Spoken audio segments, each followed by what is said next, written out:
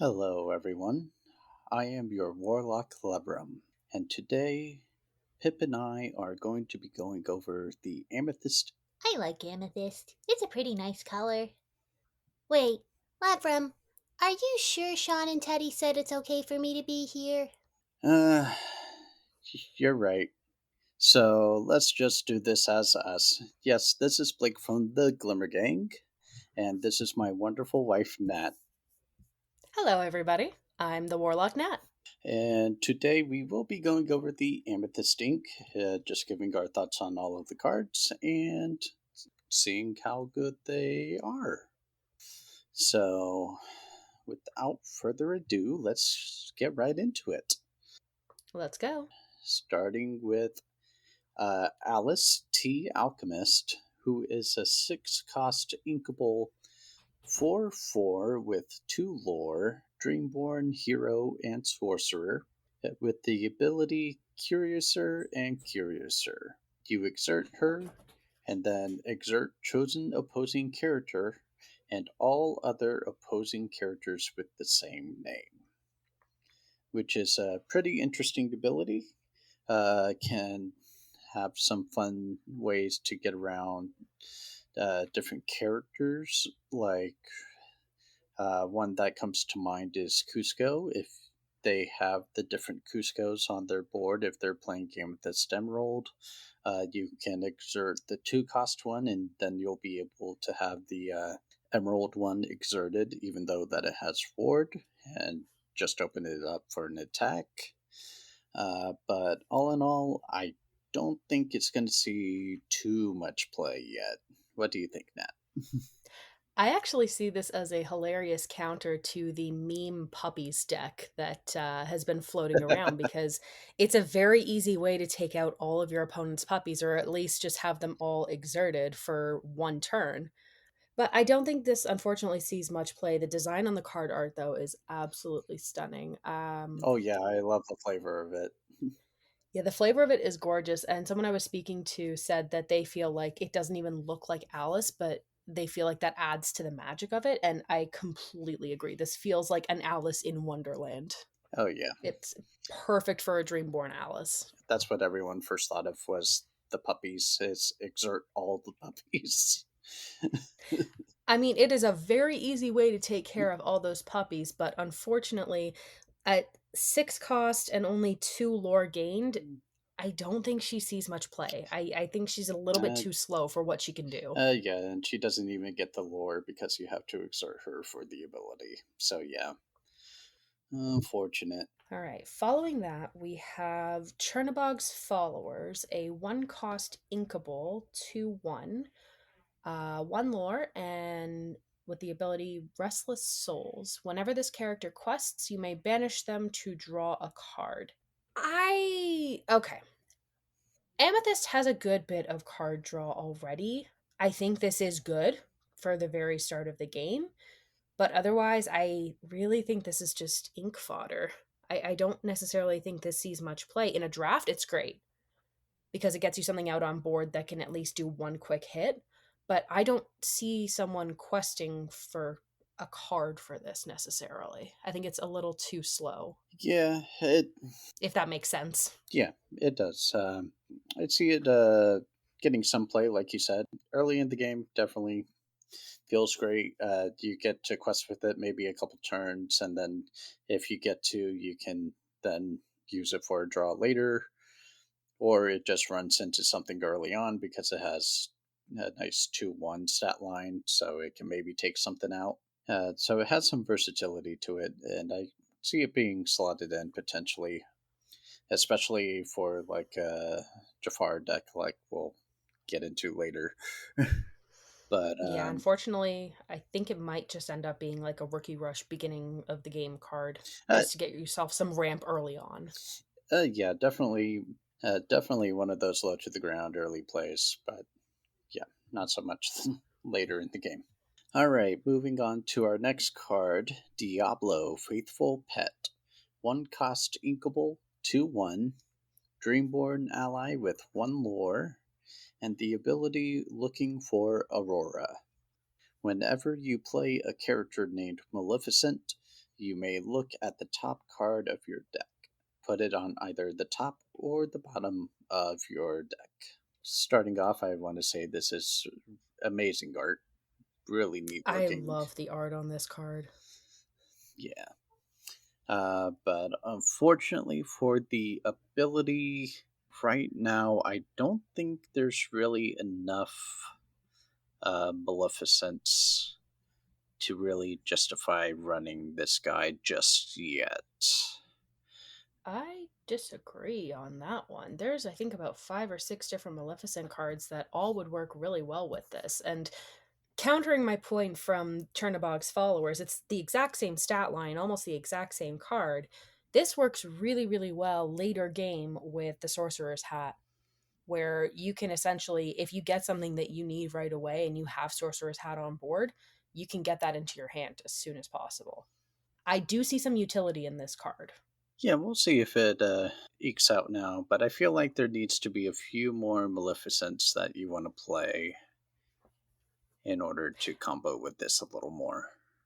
I think this would work really well. Even this wouldn't work well as an early gameplay. This would work much better as a later gameplay. If you can get Diablo on board and then have enough ink to play out some of the like the one cost Maleficent from set one, Ooh. that would be an interesting way to do it, because then you would have two lore with Maleficent and you'd be able to have the Yzma effect pop off.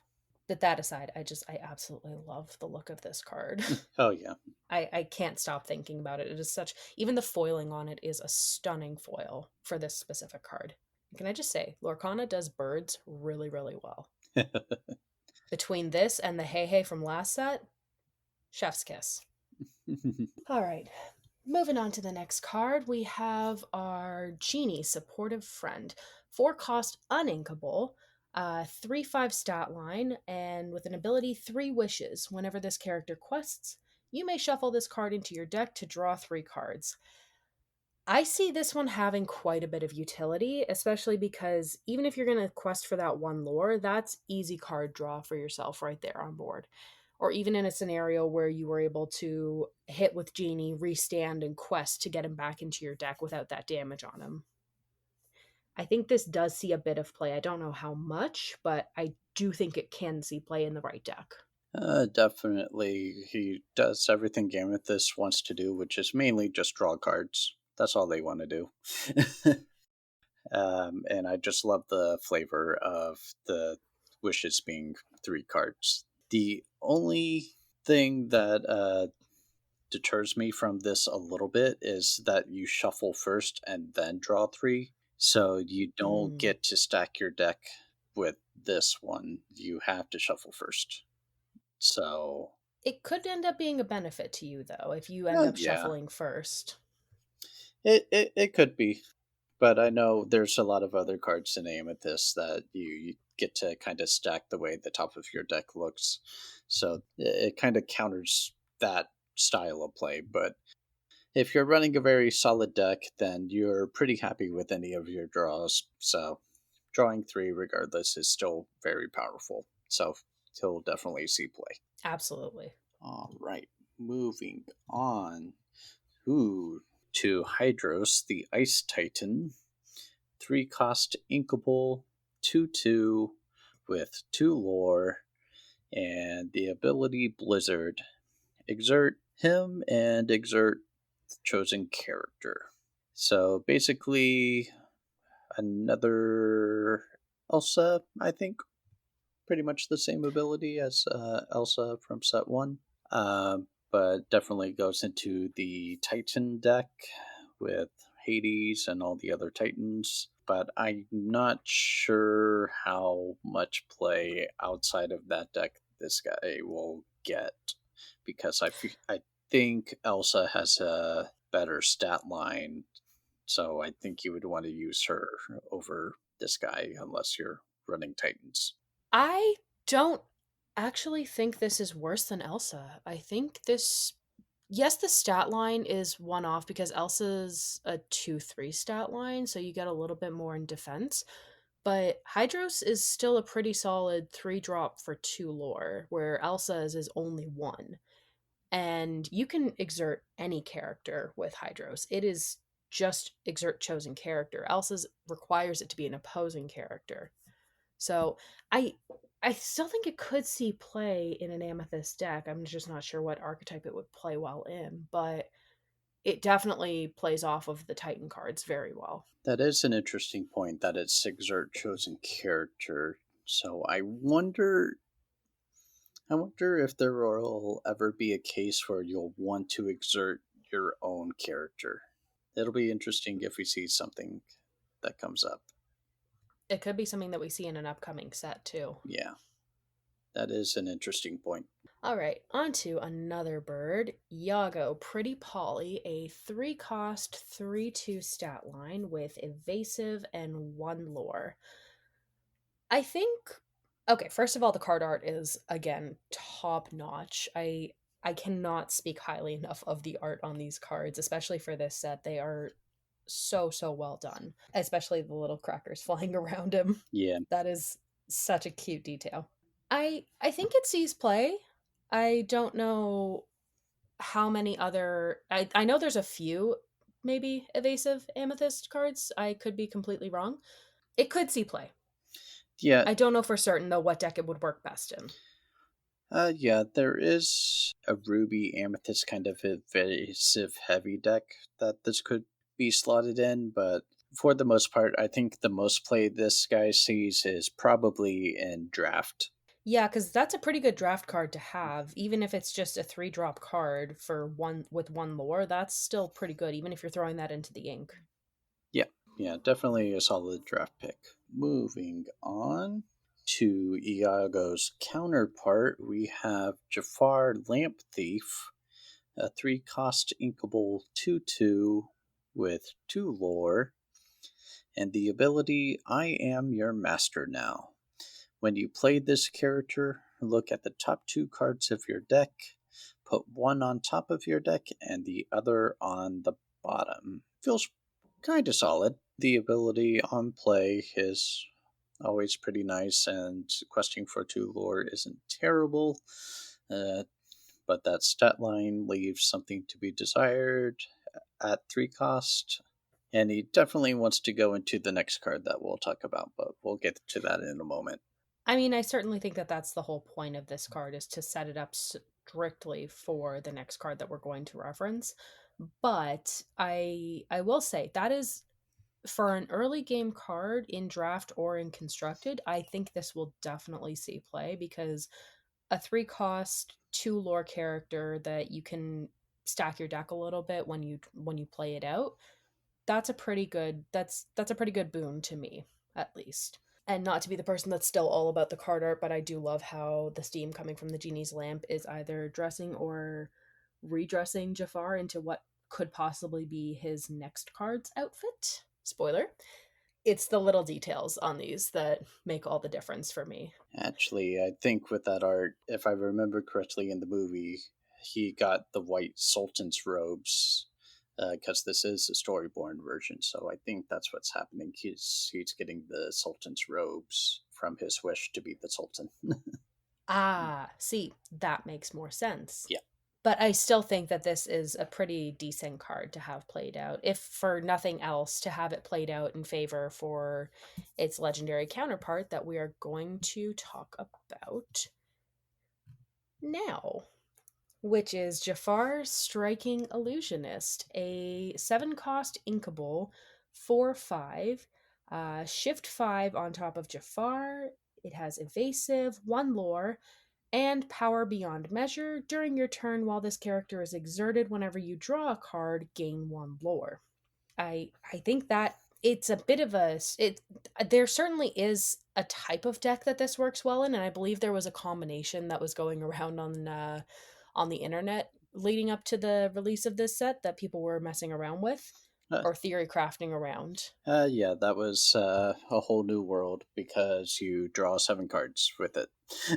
So, Yeah, exactly. Sing a whole new world with Jafar, gain 7 lore. It yeah, it works. It's I do think this card sees a lot of play, and based on the current pricing of it, I think a lot of people are thinking the same thing. yeah, definitely the card to get, the Steel Beast of the set, as most people are calling it. Um, Definitely sees a lot of play. Whether it'll stay at the top of the meta remains to be seen. Basically, people are testing it out and trying to see if it's consistent enough to pull off that combo. But with Amethyst and being able to draw so many cards, you can definitely set yourself up to have your combo pieces and make a good dent in lore. Yeah, if it were in any other ink color, I would say maybe it doesn't have as strong of a chance of seeing consistent play.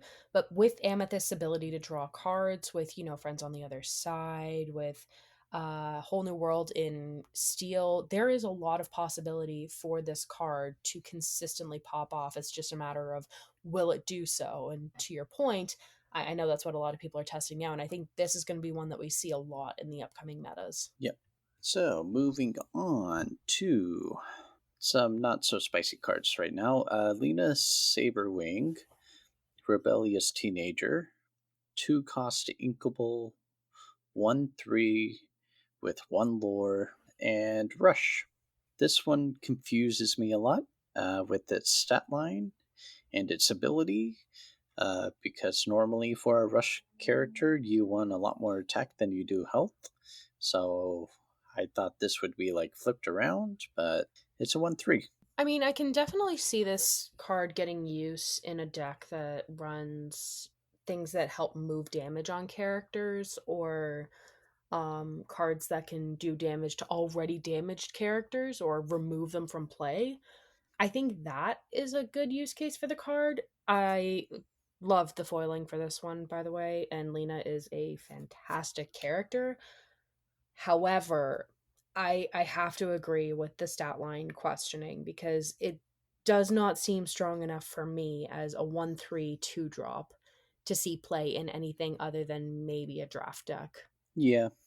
I do think you hit it on the head, though. It does kind of play into the moving damage from characters, or like with Emerald, they like cards that are already damaged, and just Lena coming in and just pinging for 1 damage really quick on play so you can combo it with something else.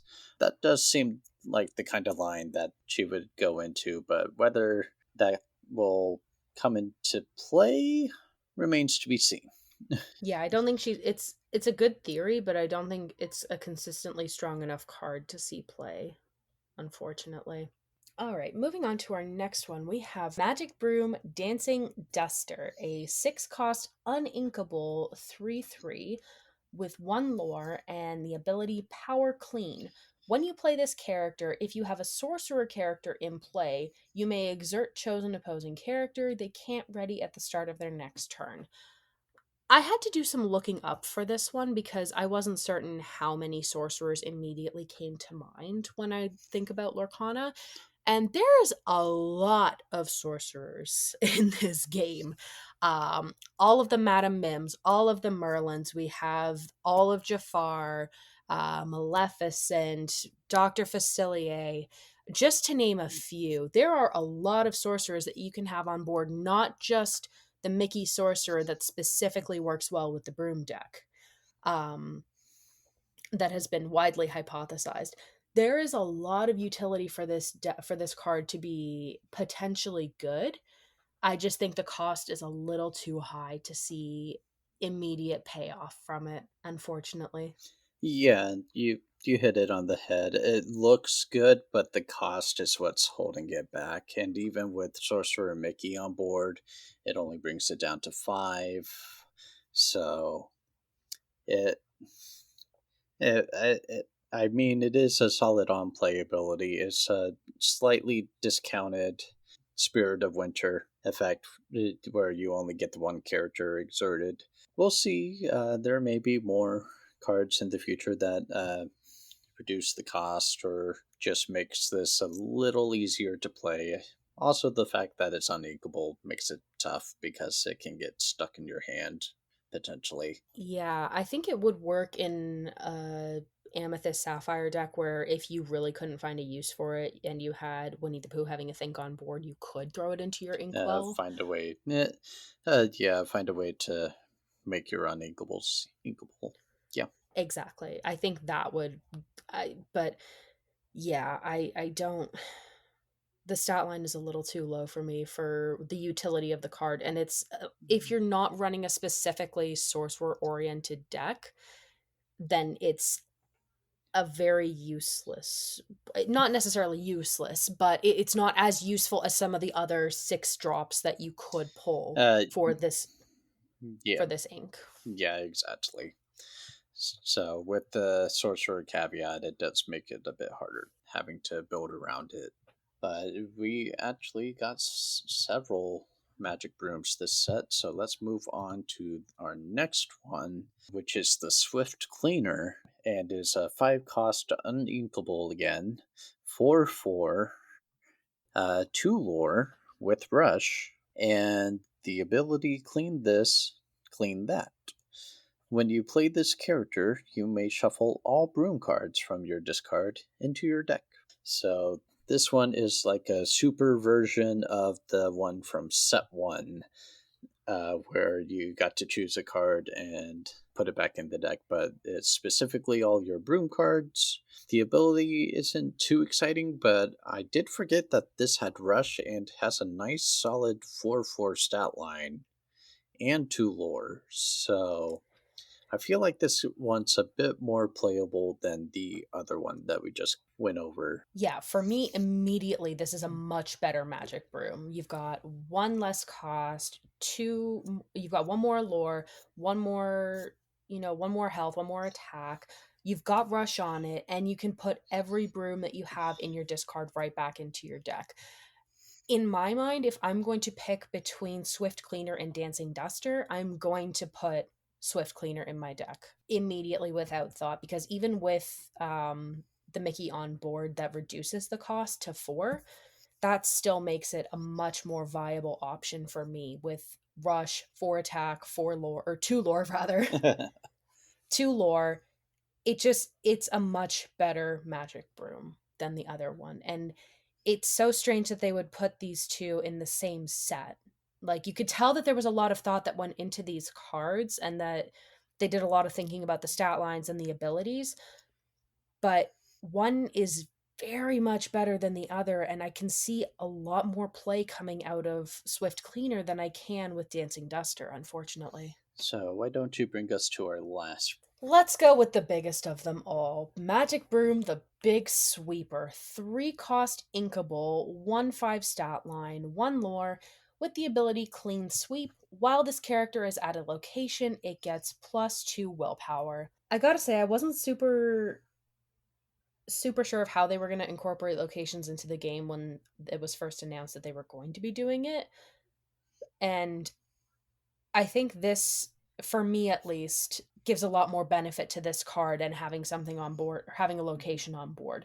Because having a 3 cost, 3/5, that's a big body to have early on in the game if you're able to get it into a location. Yeah, even without the location, 1/5 is not terrible. It's going to survive a couple hits that early in the game. Yeah, and it's going to be something definitely that your opponents, at the very least, are going to try and take off board, which, even if it's only doing them 1 damage, you still could end up with a situation where, like, Lena would come into play, where she could help do that last bit of damage to take out one of their characters, your opponent's characters.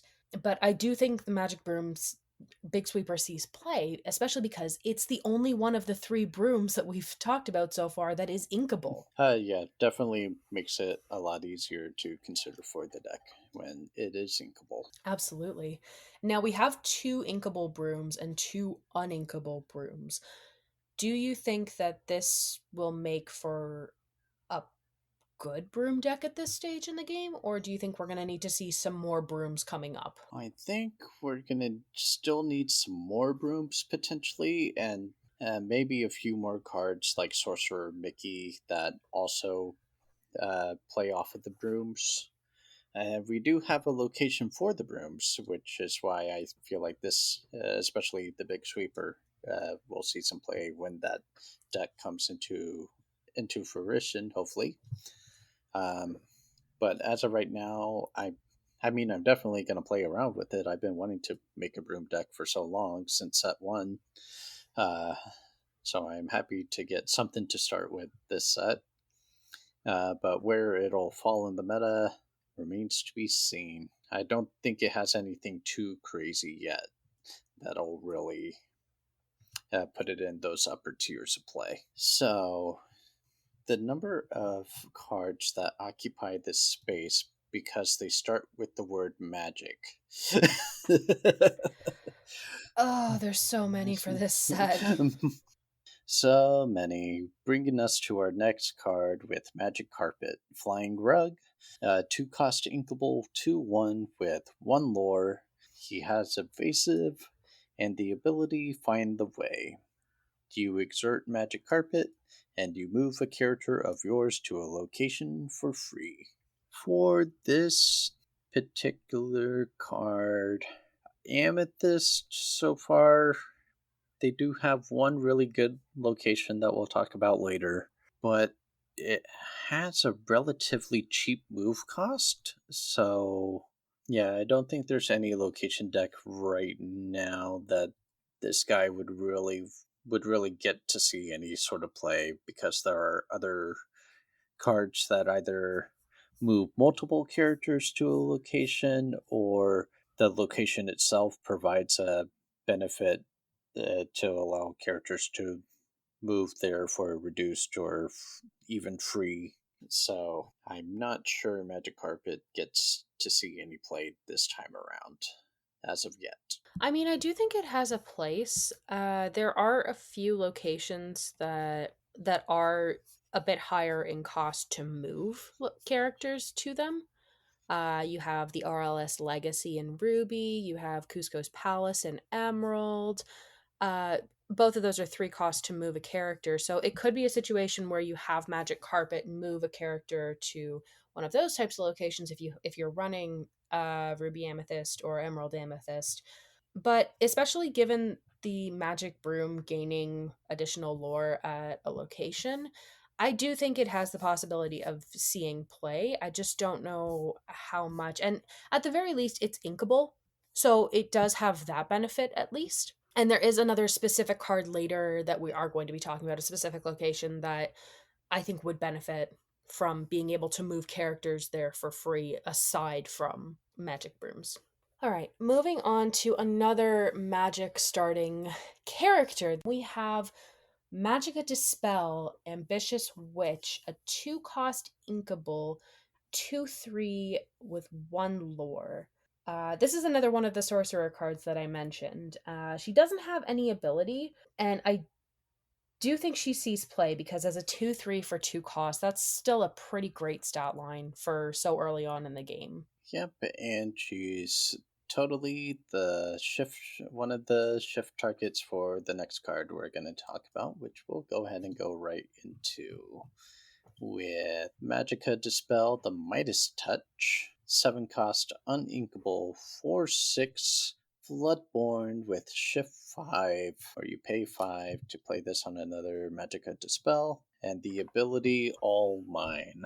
Whenever this character quests, gain lore equal to the cost of one of your items in play. So, this is a spicy card. Just so many items now, especially with this set. Everyone, with the flavor win, of course, going after the Lucky Dime, which would net her 7 lore. And even cards like Eye of Fate could be used to give her lore, and then when she quests, she gets the 4 from that and the lore that she was given, so that would be 5 lore. And then Fishbone Quill is an item that sees a lot of play in these item decks, so even 3 lore isn't terrible. Did want to go ahead and bring it up since I know it's been asked a couple times. Lucky Dime's ability does not work with her because she does not have any printed lore on her card. So if you quested with her, got the 7 from Lucky Dime, and tried to use Lucky Dime to get 7, it doesn't work like that. You have to choose a card that has printed lore on it. or an ability that gives characters lore, like Tamatoa. I think it would be incredibly broken if you could just gain 14 lore immediately with one card questing. Um, but, and I'm going to be a little controversial here. I don't think this card sees as much play as it's set up to be, because the only card it benefits from all cards really, but you're going to want something that's on board that's at least, I think, for a 7 cost, even a 5 cost shift target. I'm going to want personally something that's giving me at least 3 lore for that amount of ink. I don't know if I would be putting Magica in an item deck, knowing that there are so many, item removals available in play right now. I think she's not necessary. She's a good card because she's still a 4/6 stat line. That's still a solid body to run into something. But unless I have that lucky dime on my board, I don't think she's necessarily worth playing. And I know that's probably going to be pretty controversial, but I there's not really anything right now that says to me that she sees play outside of a deck that can consistently keep items on board, not with the amount of removal that there currently is available. Overall, the item archetype has been struggling to be relevant in the meta, and this probably pushes them in the right direction, but we'll have to see if they gets them to stick. But you're right in that it's not very likely from what we've seen so far. Now, personally, moving on to our next Magica Dispel, because there's 3 in this set, I would personally see this one seeing a lot more play. Magica Dispel Thieving Sorceress is a 4 cost inkable 3/4 stat line with 2 lore, with the ability Telekinesis. Exert this card to return chosen item with cost equal to or less than this character's strength to its player's hand.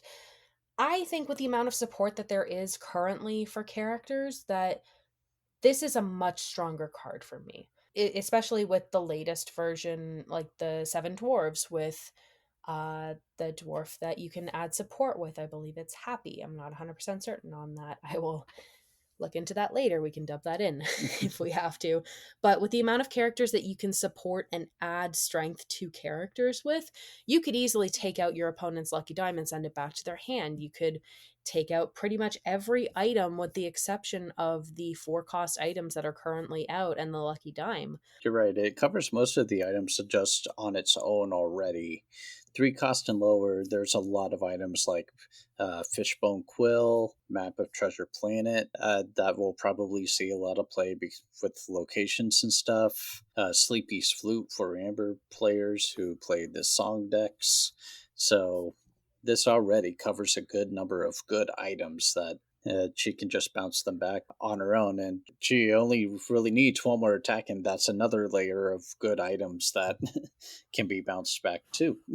If you really need to bounce that lucky dime, there are plenty of support cards, like you said, that'll get you to the levels that you need. 3 on its own is already solid enough, I think. And I mean, as of right now, there's only about 10 cards that are over 3 cost for items.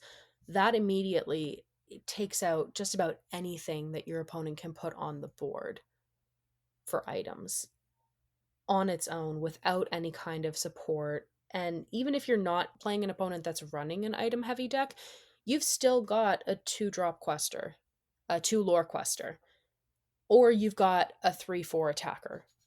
You have a lot of utility in this card, and it's inkable.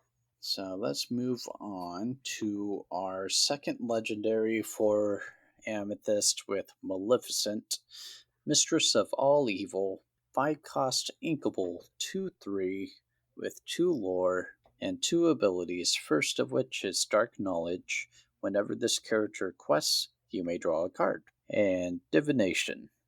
During your turn, whenever you draw a card, you may move 1 damage counter from chosen character to chosen opposing character. Whew!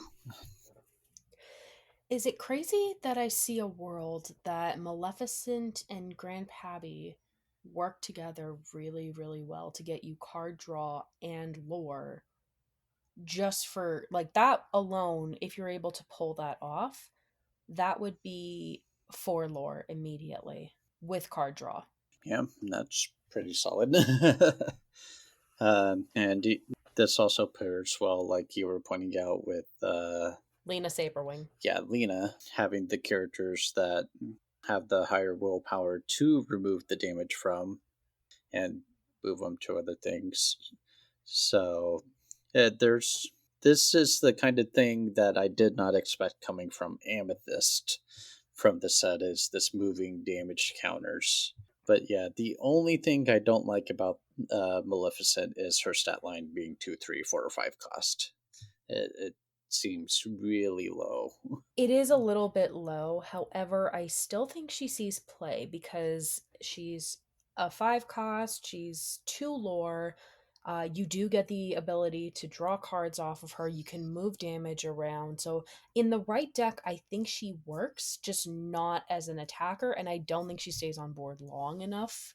I don't think she sees a lot of play, but in the right deck, I think she could see a lot of potential. Yeah, she has potential, but as of right now, I definitely think Jafar will be seeing more experimentation than she will. I mean, just with Jafar's line of being able to gain lore as soon as you draw, that alone for me is a lot more worth it. But again, like I said, if you're able to pull off a combo like with Grandpappy where you're moving damage around, that could still net you 4 lore with 2 cards. All right, moving on to one of my favorite cards of the set, Mama Odie, Voice of Wisdom. She is a 6 cost uninkable 3/6 stat line, 2 lore with the ability Listen to Your Mama Now. Whenever this character quests, you may move up to 2 damage counters from chosen character to chosen opposing character. I think I'm seeing where a lot of these Amethyst cards are going with this damage moving now, because this seems to be a pattern now. Like, we have Maleficent where you draw cards whenever the character quests and you take damage off of characters and move it to opposing characters. You've got the same thing with Mama Odie. I do think there is an archetype with Amethyst and Sapphire that this could be a pretty viable deck. I don't like that her strength is so low for being a 6 cost, but I think the ability of getting to take 2 damage off of your characters makes up for that. Yeah, and she has the high willpower too. I would take the higher willpower for her over the its strength, because she shouldn't be attacking. You want her questing to do what she needs to do. Definitely another card for this archetype of moving damage, but whether we'll see a deck that takes advantage of that this set remains to be seen. I guess you're gonna make this deck Amethyst Sapphire deck with Grandpappy. I keep talking about it, and I guess I'm going to at this point. uh, we should definitely try to figure that out and see if we can come up with something.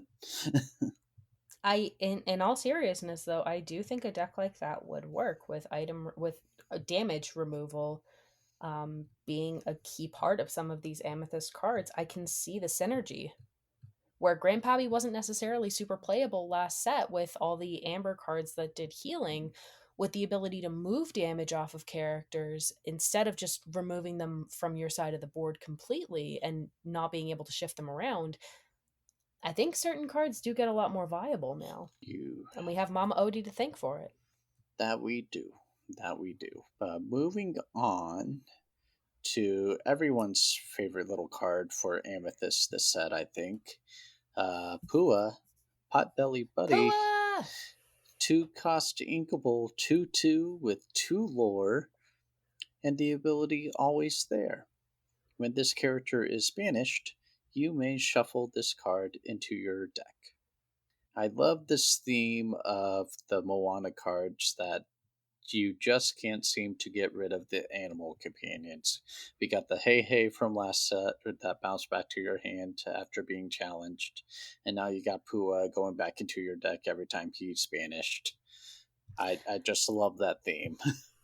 I mean, I can't see why you would want to get rid of these cards either, because just this alone of getting to play out a 2 drop, 2 lore super early on, getting to shuffle your cards around, getting it to come back into your deck rather than going straight to discard.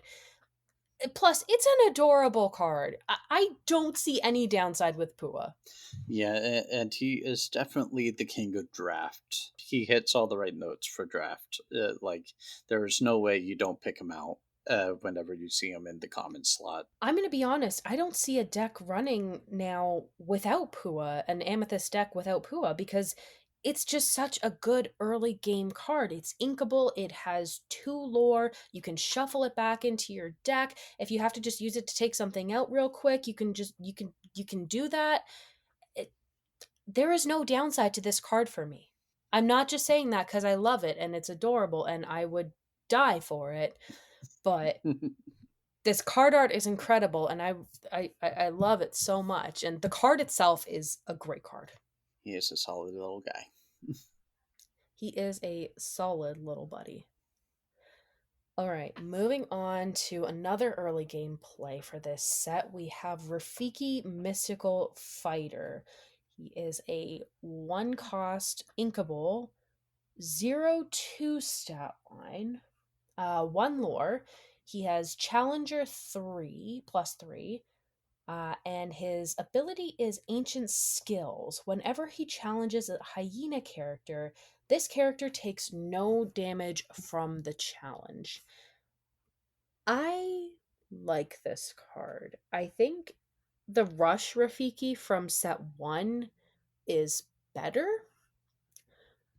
but it seems like we're going to be running into more hyenas at some point. So I think this card will get a lot more useful then, perhaps. Uh, yeah, it is kind of weird to me that we got this ability that cares about hyenas, but we only got the one hyena this set with Shenzi Yeah, and Emerald. yeah. The only card, yeah, we only have Shenzi and Emerald that this card cares about, and I don't know that it is worth putting Rafiki into the deck apart from draft for any reason but to play against that. It's a solid drop for a 1 drop, but it's going to take damage to everything else at this point unless somehow your opponent has Shenzi on board already. Yeah, basically, this is Amethyst Captain Hook Forceful Duelist. The only thing is he has 0 uh, strength, and Captain Hook has the 1 strength and Challenger 2. So he feels a little worse because if he's exerted, your opponent gets to take him out for free, essentially. So, but you're right in that he's a solid draft pick because getting to attack something for 3/2 for a 1 cost is a great value. But yeah, in constructed as of right now, until we see some insane hyena deck, I don't think we're going to see much of him at all. No, regrettably, and it sucks because this card art is really fantastic too. Yeah, Rafiki has not gotten a bad card art. I've loved Not every yet so card. far. Yeah. All right, moving on to Stratos Tornado Titan. 5 cost inkable 4/4, evasive, and the ability Cyclone. You exert him, and you gain lore equal to the number of Titan characters you have in play. So definitely built only for the Titan deck. I guess he's a solid enough stat line for not being able to do any questing outside of that. It feels really bad for draft. So he would Yeah, just sit there. So I guess as a counter evasive card for draft, it's the best case you can hope for. But he definitely wants to go in a Titan deck so he can get you hopefully a good decent amount of lore. But I'm not sure where this Titan deck falls, and I haven't seen anything too insane to bring it up into the upper tiers of play. yeah. I don't think it's great, unfortunately. It is a solid stat line. If it's able to attack, it's got evasive, that's great. But if you're not able to get those other titans out on board and do multiple stand and restands, which I believe Hades allows you to ready all your titan characters by exerting them, Yeah. that is a good use of being able to gain lore multiple times. But at this point, I think the titan deck as it stands is a little bit more of a meme concept. Unfortunately, I do think it could end up being a viable deck, but I don't think Stratos sees much play aside from being specifically in one of those Titan decks. Because, like you said, there's no lore to the character unless you have other Titans in play. I don't know that I would do anything with this other than challenge characters on board that were an immediate nuisance to me. Even with evasive, it doesn't seem too worth it to me. The only benefit other than that is the fact that it's inkable. Yeah. All right, coming up to the next card, we have the Firebird, Force of Destruction. Another stunning bird art card. I don't know what it is with this game, but they are killing it on the birds. Firebird is a 4-cost inkable, 6/2 stat line, 1 lore, no ability. It is a villain though. Oh, I did notice. I just noticed that. That is a villain. Huh. And I know there's a lot of cards that synergize really well with a villain deck. And I think this sees play in that deck. But apart from being a big body at 4 cost for 1 lore, I don't think it sees a lot of play Uh, because it is a one-hit tank to a location, perhaps, or to a bigger body on your opponent's side of the board. But if it had rush, then maybe it would be a little bit better, in my opinion. oh yeah, if it had Rush, this would see so much play. It would be a much better card with rush immediately. Yeah, this card would be insane if it had Rush. But unfortunately, it doesn't. Solid draft pick, though, at least for taking out whatever your opponent has. 6 strength is nothing to sneeze at. Oh yeah, if I have this in draft, I'm immediately putting it into my deck. It's inkable. It's 6 attack. That is immediately very viable to me in draft.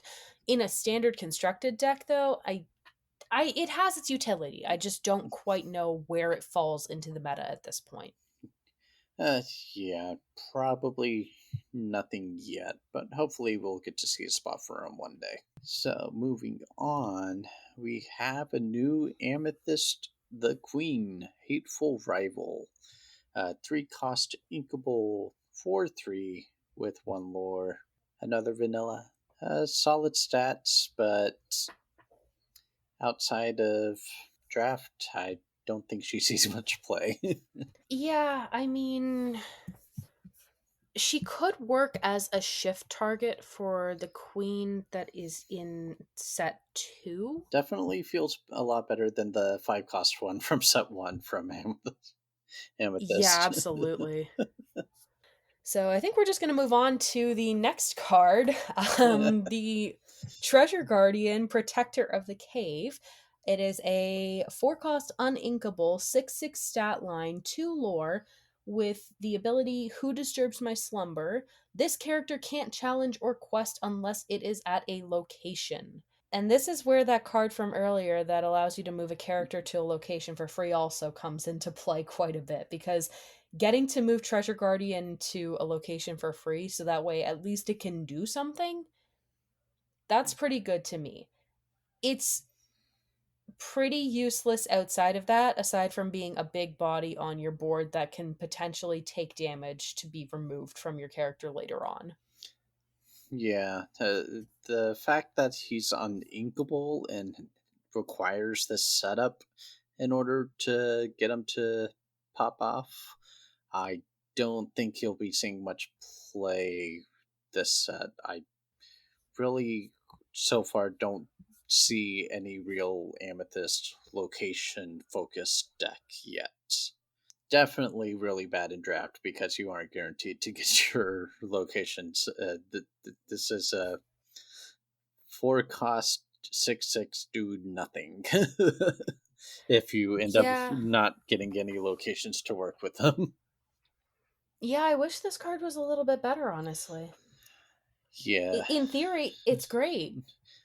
It just needs to be at a location, and if you can't get your locations out or you're not able to move something to a location, it's just kind of sitting there. And yeah, and the fact that he doesn't have any of the keywords for some of the locations that would allow him to move to some locations for free, because we have the Jolly Roger for pirates, and we do have a location for the brooms, but he's neither here nor there. So yeah, he it's just a requires a storyborn whole character. nother card in order to move, or extra ink in order to move him to a location.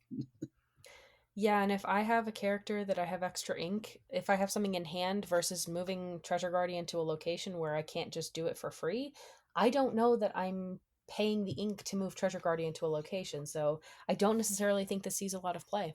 Yeah, unfortunate. So moving on to Ursula, Sea Witch. 3 cost uninkable, 3/3 with 1 more, and the ability You're Too Late. Whenever this character quests, chosen opposing character can't ready at the start of their next turn. This one has really neat card art. I will say that.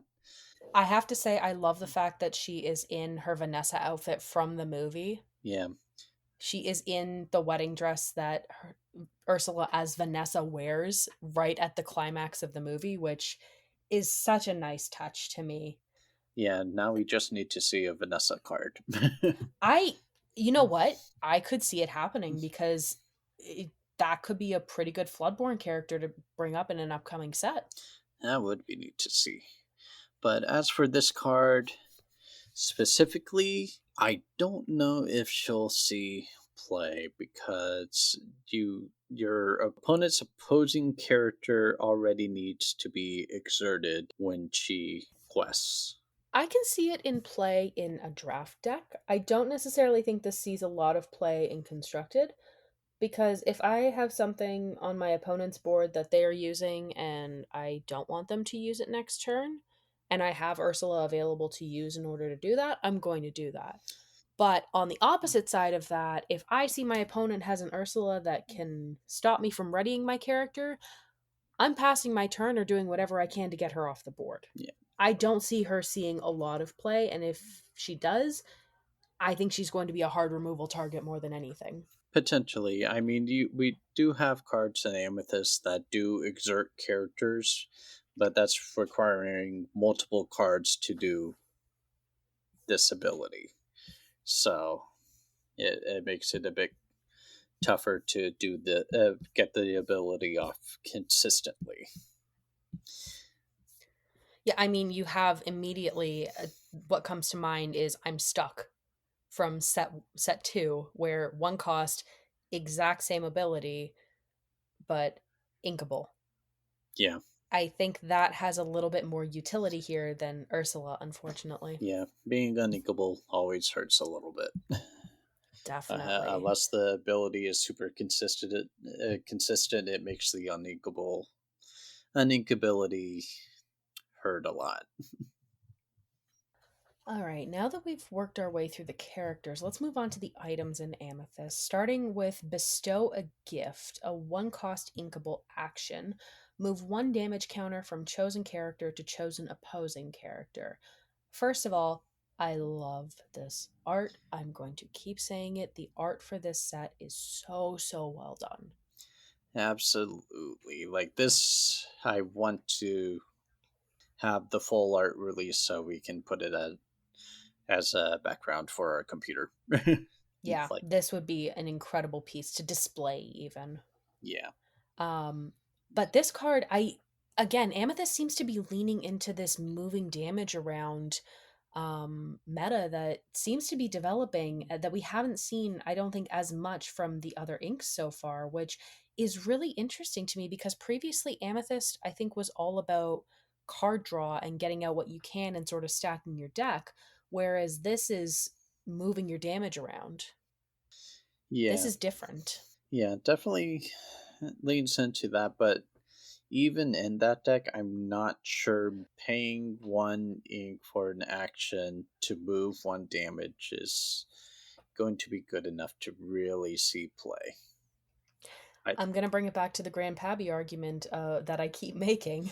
Um, if I'm paying one ink to move a damage counter and I get two lore off of it, I think that makes a lot more sense to me. I would sooner do that than play out a character that may not get me anything for immediate payoff. we're gonna keep working on this deck, and we'll see where it goes. Deck list releasing soon.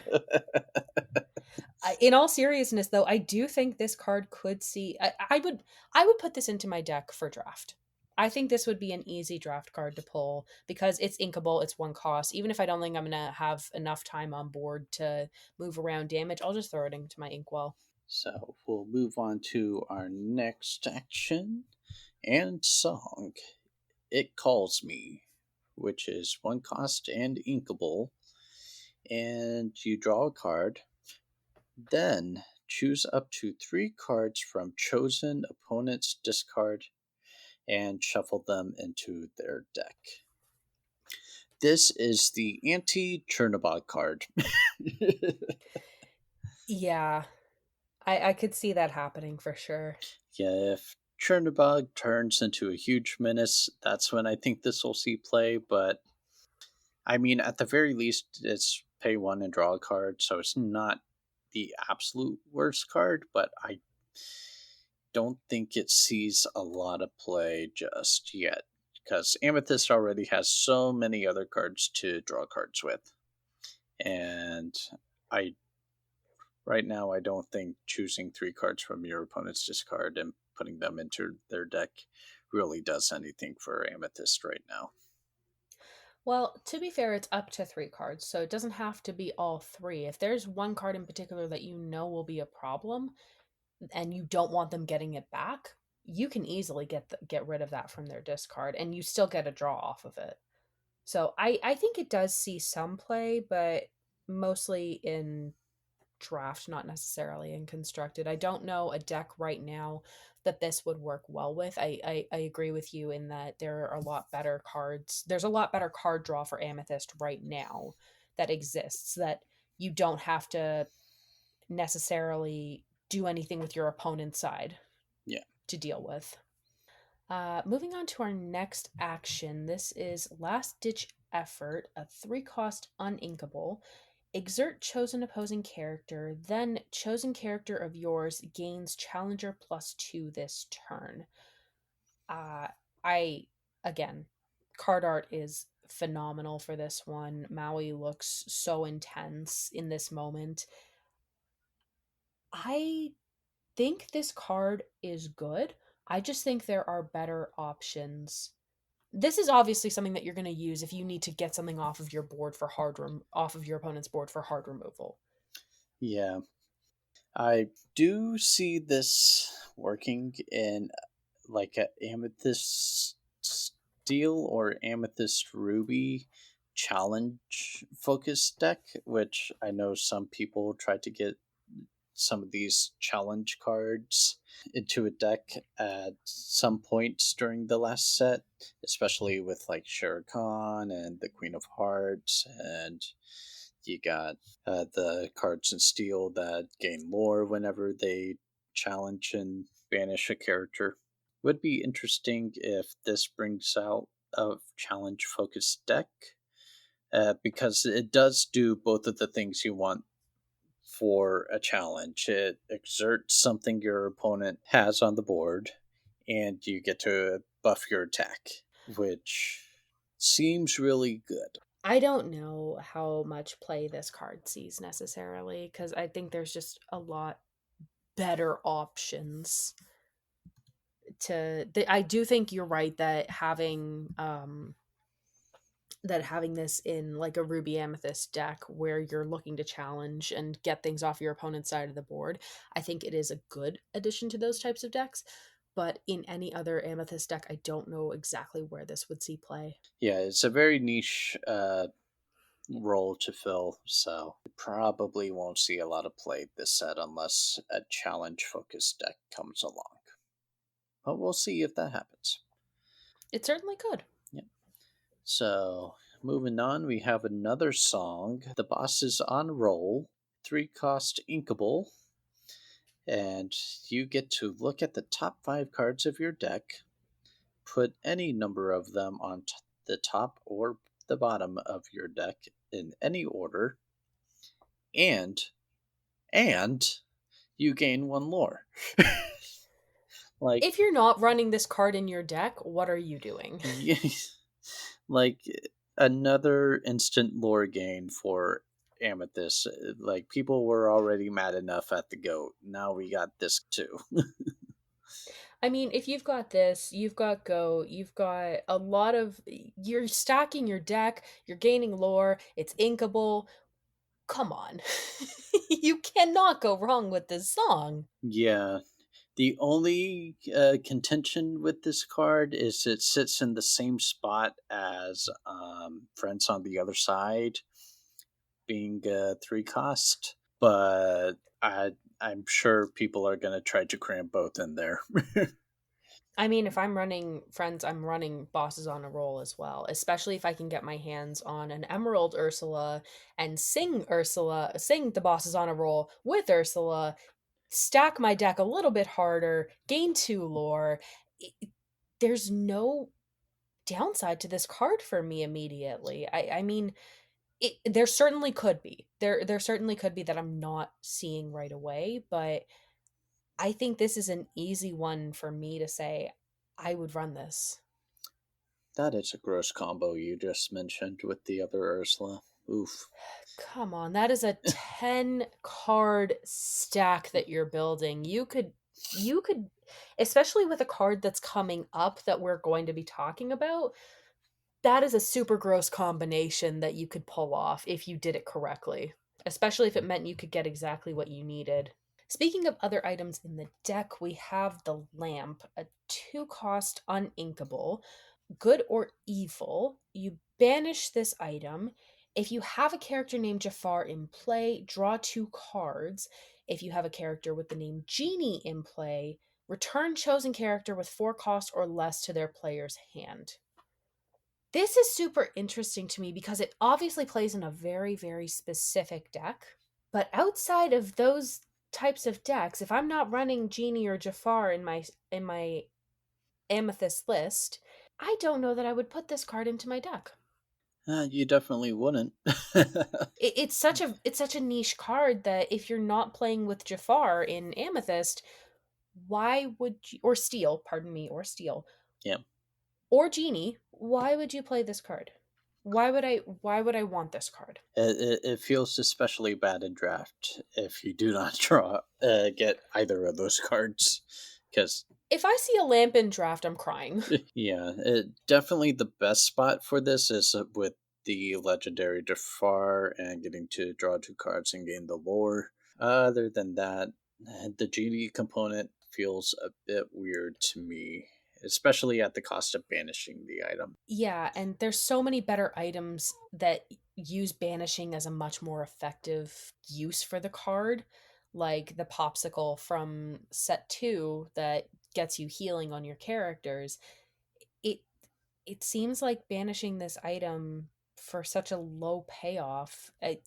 I would almost rather pay the extra lore to sing Friends on the Other Side or to play Friends on the Other Side and get the 2 cards that I would get rather than put the lamp in my deck. Yeah.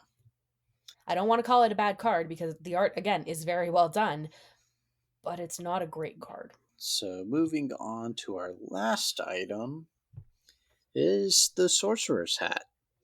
2-cost inkable with the ability Incredible Energy. You exert it and pay 1 ink, name a card, then reveal the top card of your deck. If it's the named card, put that card into your hand. Otherwise, put it on the top of your deck. I know the meme everyone came up with is putting this in amber In a puppy's deck? amber amethyst puppies. Name named Dalmatian puppy, and you got pretty good chance you're getting a puppy. Oops, sorry, all Perdita.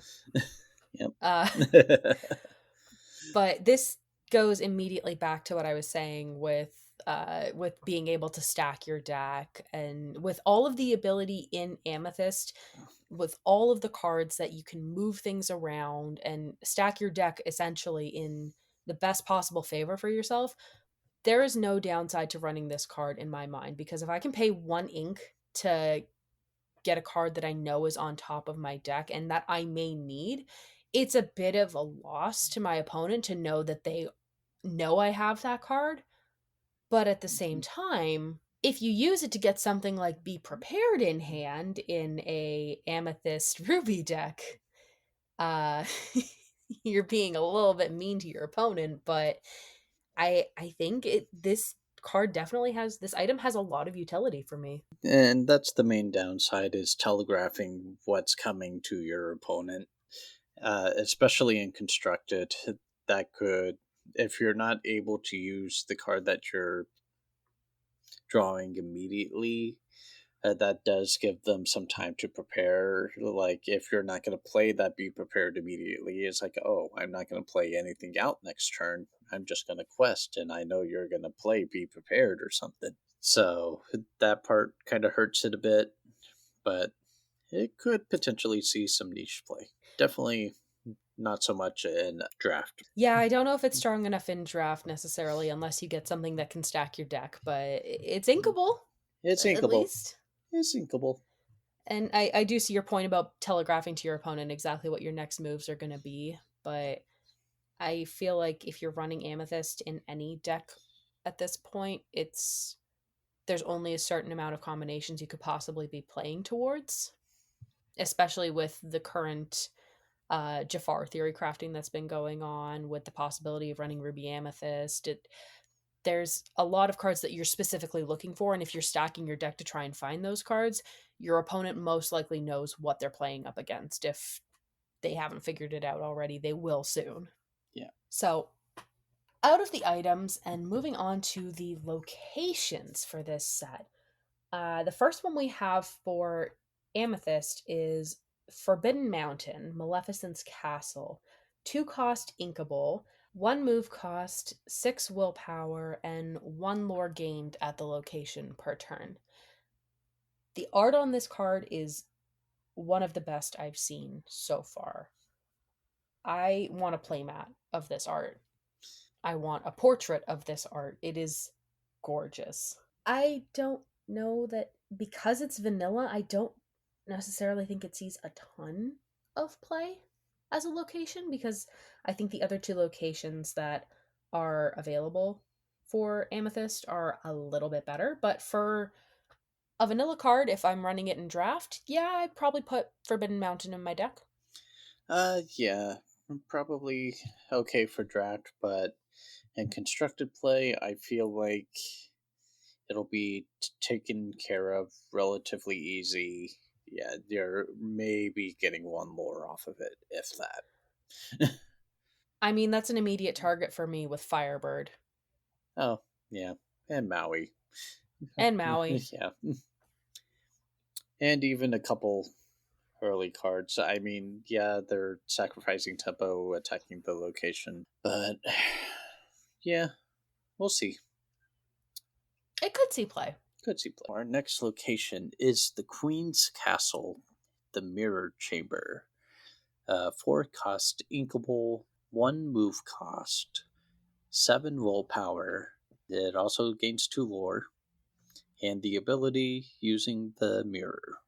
At the start of your turn, for each character you have here, you may draw a card. Of the Amethyst locations, this is the one to play for any location deck, especially. Yeah, especially with Jafar being able to gain lore when you draw cards. That immediately could be a win condition for you on your next turn. If your opponent can't do anything about it, that could be your game winning move. Yeah, If you have enough characters at the location. the only thing is you need to have Jafar not being able to ready at the start of your turn. Which there are quite a few Amethyst cards that we've talked about that do allow that. That is true, so we'll see. But even without gaining the lore from it, it's with Jafar, just being able to draw a bunch of extra cards at the start of your turn is good. Why do I see a terrible situation where someone mills themselves out because of this location and Jafar? I could see that happening by accident if the player is not paying attention. I could see that happening more as an accidental joke than anything, but I I agree. This would be the location to play in my mind for any Amethyst deck that's going to run locations. This Yeah, is the best one because even to some of the bigger characters like we mentioned before, like Maui, like Firebird, it will still take quite a bit to get rid of this location from the board. yeah, yeah. The 7 willpower is just enough to squeak past those rush characters that can come in and take a chunk of its willpower. There's gonna have to dedicate another card to taking it out. Yeah, it'll certainly be interesting to see where this one plays out. Moving on to the final location for Amethyst for this set, the Sorcerer's Tower Wondrous Work Space, a 3-cost inkable, 2 move cost, 7 willpower, with the abilities Broom Closet. Your character's named Magic Broom may move here for free. Oh, did you get the broom closet ending? The Broom Closet ending was my favorite. I hope your friends find this concerning. And the ability Magical Power. Characters get +1 lore while here. Now that Magica that I mentioned earlier that I didn't seeing a lot of play without having any items in your on your board, she could actually do something here because she would gain lore. But any Magic Broom character, any Magic Broom deck that you're running, if you're not running the Sorcerer's Tower, I don't know what you're doing with this deck. Yeah. The only thing is that's the only deck that this location is played in, unless you get some other ways to move characters there pretty cheaply. The 2 move cost for 1 extra lore on the character might be a little much. It could be a little much, but it also could mean the difference for some characters between that could be the difference between you winning the game this turn or next turn. That is true. That is true. So there is some utility even for 2 lore to move them. It's definitely one to play around with, especially with the brooms. Yeah, I do think it sees some utility, especially because most of the brooms from this set are common. So if you get it in draft and you happen to get a Sorcerer's Tower with your brooms, I think it makes sense to play because you get the lore boost, you get the free move cost. Outside of that, I don't think it's like you said, I don't think it makes a lot of sense to run this card, but it could be something where we see later on that it does get better. Yeah. Well, it definitely gets better the more brooms we get. So if we get more amazing broom characters, this will definitely. I mean, we're currently at 5 broom characters, not including Sorcerer Mickey. So, with the potential of running 20 brooms, it could be it could work. It could work. It could work. We'll have to see another deck to experiment with for sure. But that'll be for another day. That will be for another day. Just want to go ahead and say thank you for watching this Amethyst review. Please be sure to subscribe so that you can catch the next one. You'll see me next time on the Sapphire review. Can't wait for you to see the special guest on that one. And we'll see you next time. Glimmer on.